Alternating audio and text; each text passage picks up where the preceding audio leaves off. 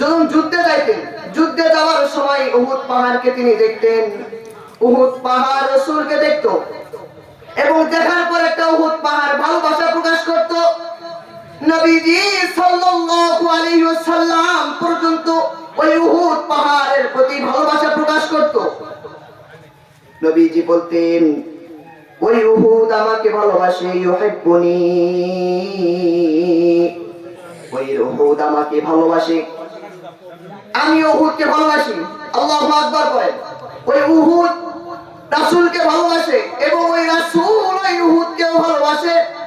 আর যে ব্যক্তি এবং যে জিনিসকে রাসূল বলতে পারলো যে আমি ওই জিনিসকে ভালোবাসি, ওটা আমার ভালোবাসার পাত্র, ওই জিনিস আমি ভালোবাসি, মহব্বত করি, তাহলে চিন্তা করেন যে ব্যক্তি সারা দুনিয়ার মধ্যে আল্লাহ পাক যারে শ্রেষ্ঠ বানাইলো, আসমান জমিনের মধ্যে তাকে শ্রেষ্ঠ বানাই দিল, ওই মুহাম্মদ রাসূল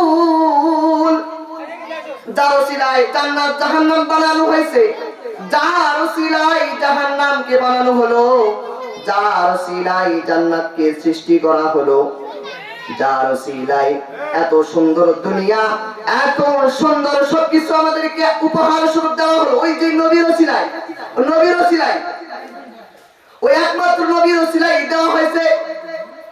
আপনি আমি এই এত সুন্দর দিন ধর্ম ইসলাম পেয়েছি অন্য কোনো কারণে না, একমাত্র সেই নবীর রক্তের কারণে দিন ধর্ম ইসলাম পাইছি।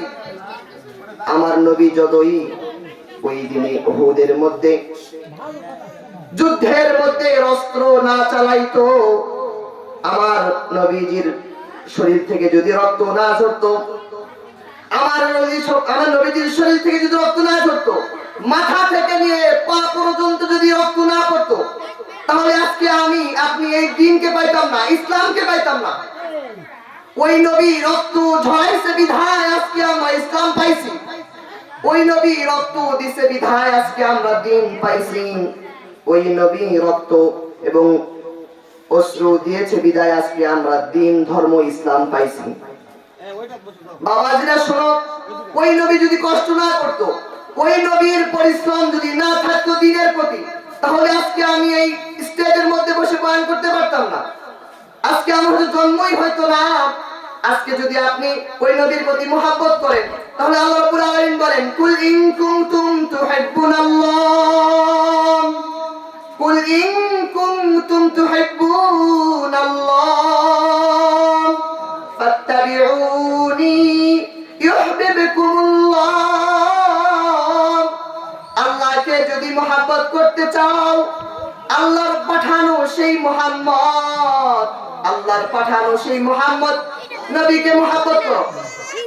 তোমরা যদি আল্লাহ পাকের ভালোবাসা অর্জন করতে চাও, তাহলে অন্য কোথাও নয়, আমার নবী যে নবীকে পাঠিয়ে দিলাম সেই নবীকে মহব্বত করো। আমি যে নবীকে তোমাদের মাঝে প্রেরণ করেছি সেই নবীকে মহব্বত করো। ওই নবীকে যখন মহব্বত করবা, ওই নবীর ওসিলায় আমি তোমাদের গুনাহ মাফ করি। ওই নবীকে যখন মহব্বত করবা, ওই নবীর ওসিলায় আমি তোমার গুনাহগুলো মাফ করব।